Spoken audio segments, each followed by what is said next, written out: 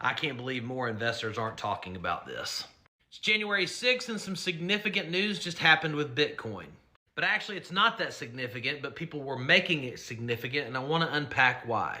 So if you like this video, please repost it, share it. If you find this helpful, maybe give me a follow. I do this stuff every day.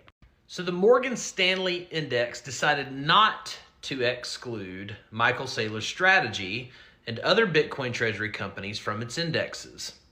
This was fear fuel back in December for all the bears and for all the top collars and for all of the 4-year Bitcoin halving cycle bros.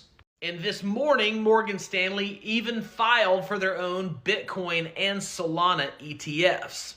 I mean, just go around TikTok and identify your favorite creator that said Morgan Stanley is going to delist strategy and is going to create lower lows, 74K for Bitcoin. It's what's been perpetrated. It's usually the same people who are using a fractal like this from 2022 and comparing it to now, acting as if this is how markets work. They play the same hand twice and they just draw the line, the fractal again, to let you know that we're doomed. And so they tell you that they're going to be delisted. They use news to justify their bias. But what no one is telling you as a crypto investor is that news does not create price. Price dictates the narrative. Above all, Morgan Stanley is simply reading the writing on the wall and understanding that Bitcoin ETFs are the largest revenue generators for hedge funds like BlackRock than anything else in their entire portfolios. And for them to delist a digital asset treasury company from their index would simply be counterproductive for them selling their ETF services that they just filed for. And what creates price? Cycles.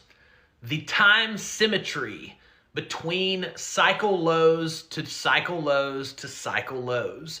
We count cycles from lows to lows, not highs to highs. There are daily cycles, weekly cycles, yearly cycles, 4-year cycles, but they're not the 4-year cycle that made all the 4-year halving cycle bros sell back in October. It's a totally different theater and school of thought.